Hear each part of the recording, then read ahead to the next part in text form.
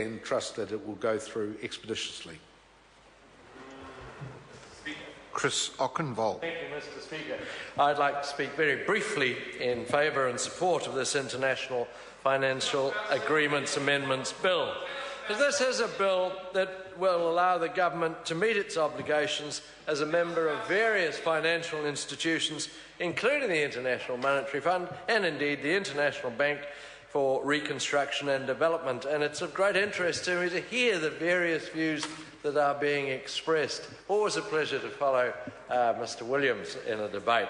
But, Mr. Speaker, other than providing support at this stage, I'll leave my contribution at that. Thank you, Mr. Speaker.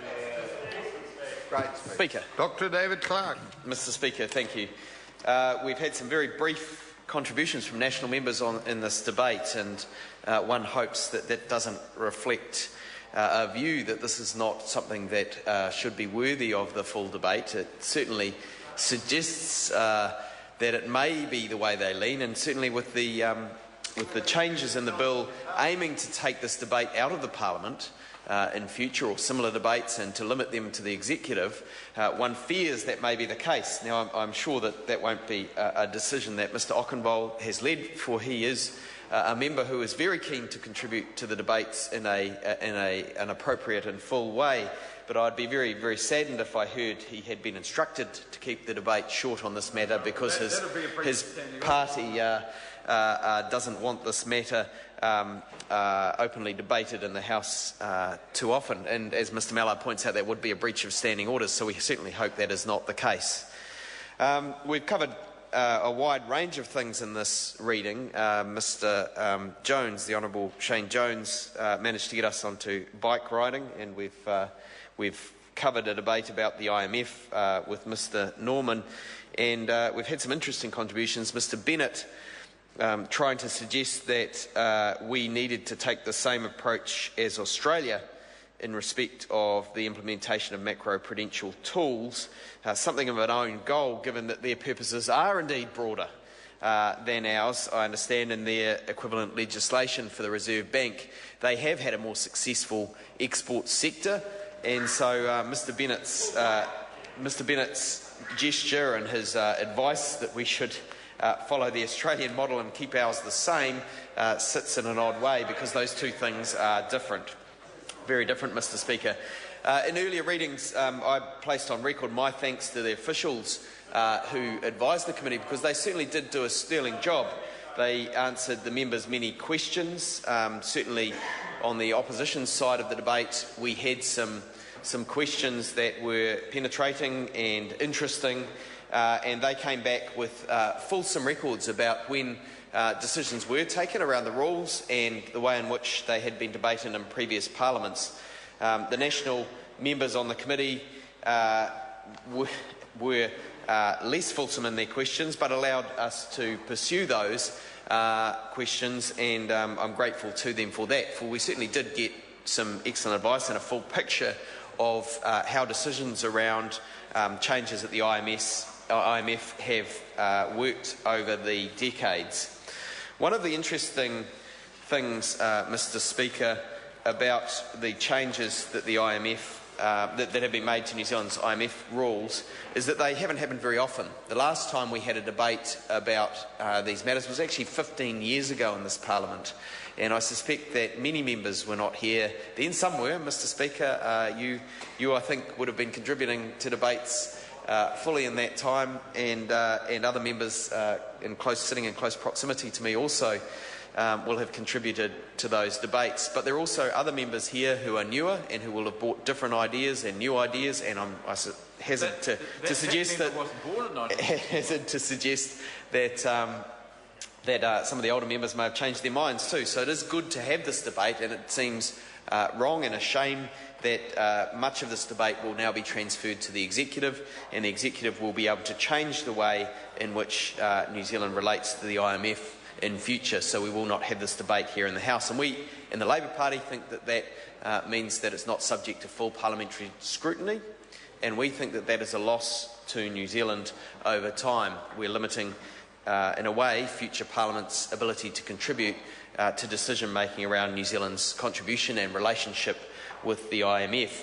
If I can provide the wider context for this bill, what it does is over time allows, over time the shareholding, the quota share of many IMF members hasn't kept pace with the members' relative positions in the world economy, and many fast-growing emerging market countries have become substantially underrepresented.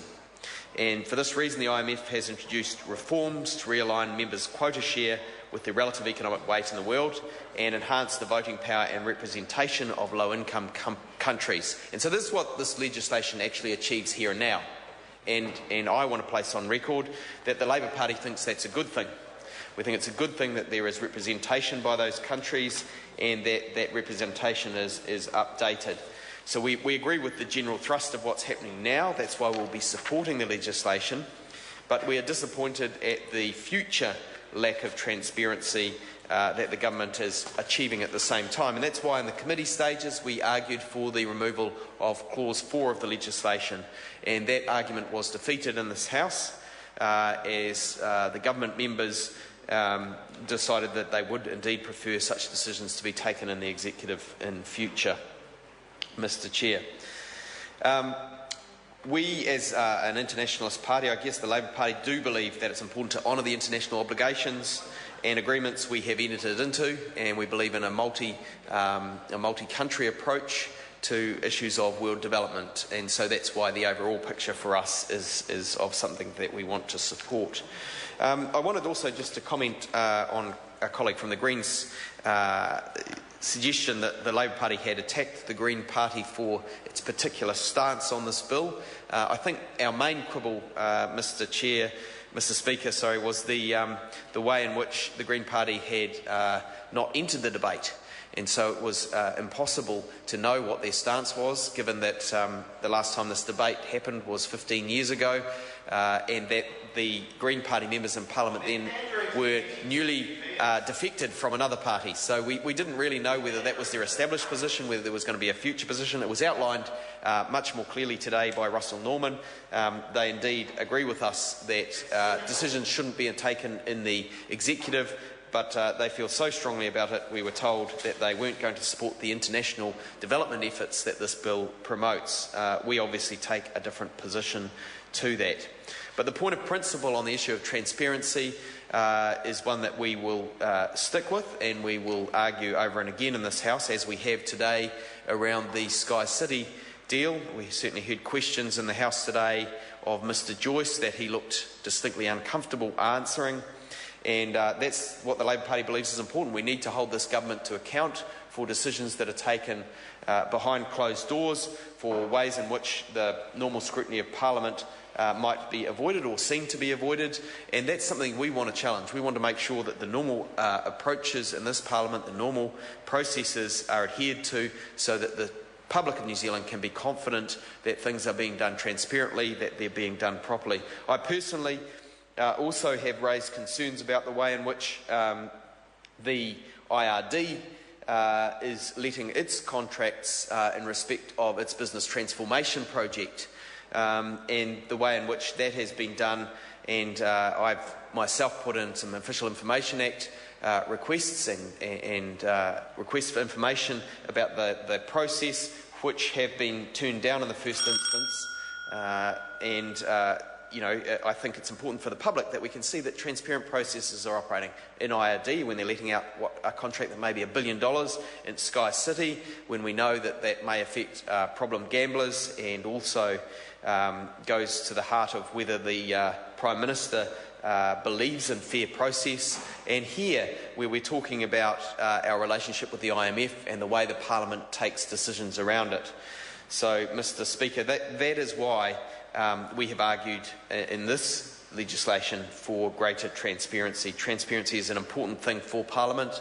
It's important that we have transparent processes. It's important that we have these debates, that we see that we have an up-to-date position in the Parliament, and that we make the best decisions on behalf of New Zealanders. The IMF, it's briefly been touched on in the debate, has many recommendations for us, and we've also seen in the debate the irony of the fact that this government chooses when it will comply and not when it doesn't.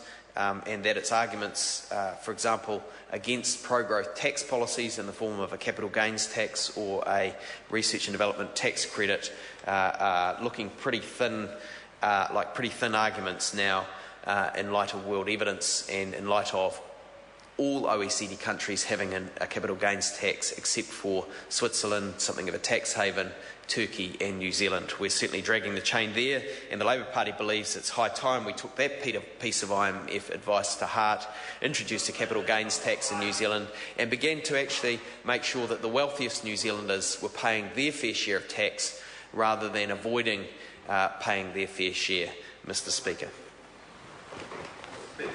Ian McKelvey.